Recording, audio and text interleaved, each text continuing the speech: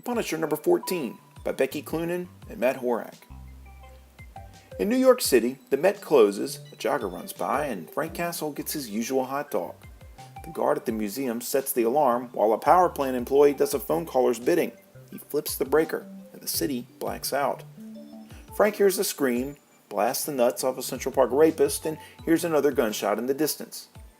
At the Met, some burglars murder the guard and demand the curator bring them to the vault. She does so, and they open fire on more guards. Soon they're at the final door. It opens, and with the loot in hand, the goons take off running. They hear one of their conspirators' radios going haywire. All it takes is a moment of hesitation, and the Punisher drives a sword through one of their skulls. They call the getaway driver and let him know what's happening. He drives through the window, and the gang crawls in. Suddenly, a hoopty with the Punisher skull emblem gives chase. The van drives into the lake, and Frank dives below.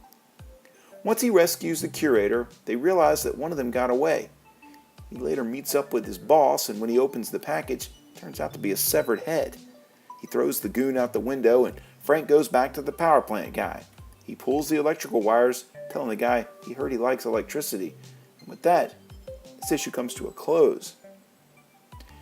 You know, this has to be the worst comic book in all of the Marvel Universe right now. Becky Cloonan, whom from what I've gathered from her portfolio actually has some talent, has to be trolling the publishers who look to be asleep at the wheel.